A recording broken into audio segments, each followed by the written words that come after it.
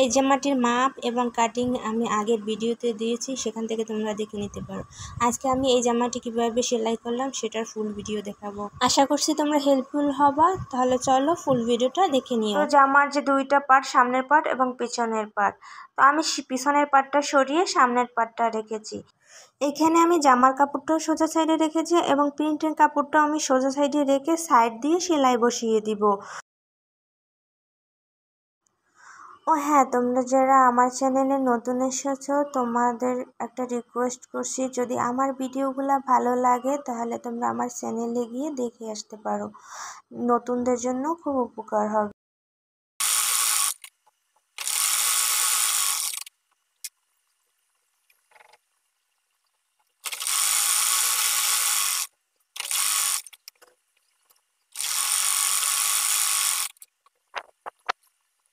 দুই সাইড দিয়ে সেলাই দিয়ে এভাবে কাপড়টা বসিয়ে নিয়েছি।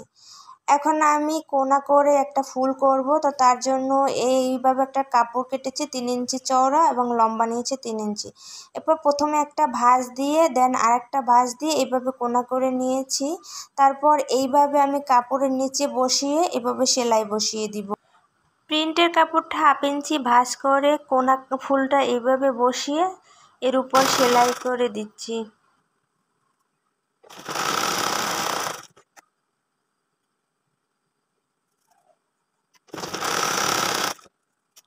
একটা একটা ফুল বানিয়ে নিচ্ছি আর এখানে ভরে সেলাই করে নিচ্ছি। একই প্রসেসে আমি এই সাইডের যেমন দিয়েছি ওই সাইডেও আমি এভাবে ডিজাইন করে নিব।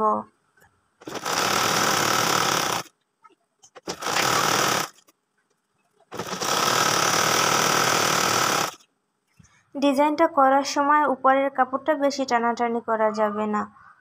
এই পর্যায়ে আমার সেলাই করে ডিজাইনটা করা শেষ এবং এক্সট্রা সুতা আমি কেটে ফেলে দিচ্ছি।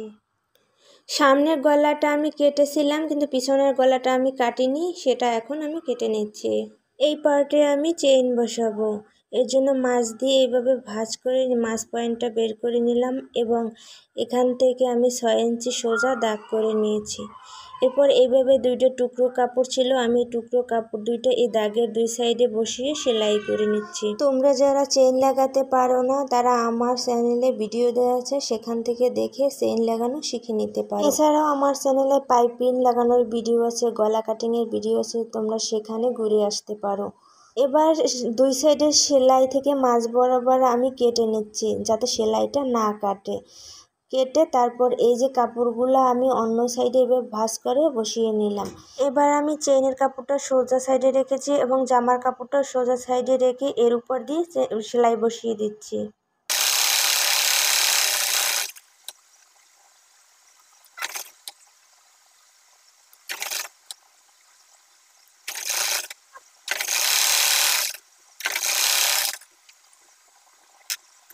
এবার আমি চেইনের এক্সট্রা কাপড় কেটে নিয়ে আমি শোল্ডার জয়েন করে নিচ্ছি।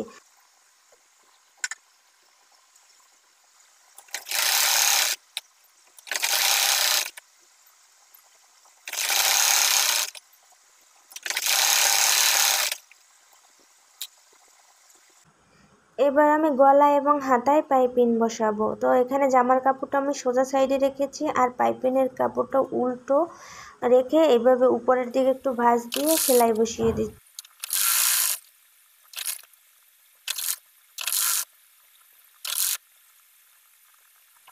একই প্রসেসে আমি হাতার এইখানেও এইভাবে বসিয়ে তারপর পাইপিংটা জয়েন করে নিব।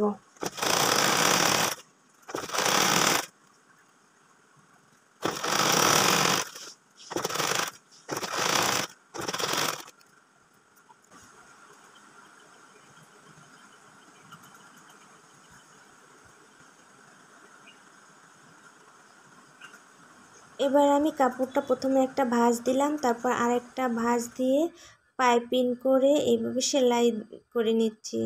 একই প্রসেসে আমি এই গলায় যেভাবে পাইপিং বসিয়েছি আমি হাতায় সেইভাবেই পাইপিংটা করে নিয়েছি।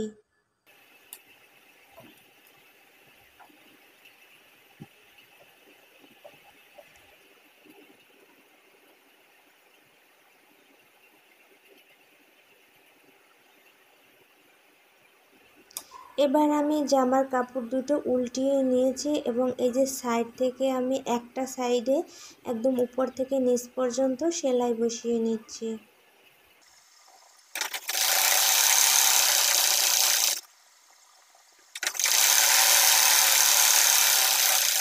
এখানে আমি ডাবল সেলাই করে নিয়েছি। এবার কাপড়টা আমি উল্টিয়ে নিয়ে একদম অপর সাইডে এভাবে প্রথমে একটা সেলাই বসিয়ে দিব। এখানে যেহেতু রাউন্ড করা তার জন্য প্রথমে একটা সেলাই দিয়ে তারপর তার উপরে আরেকটা সেলাই বসিয়ে নিতে হবে।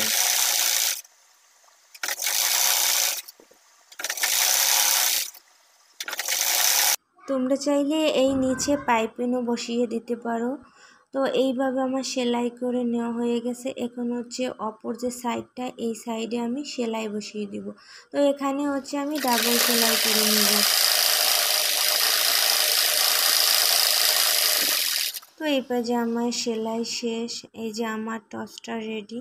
তো কেমন হয়েছে জানাবো। আল্লাহ হাফেজ।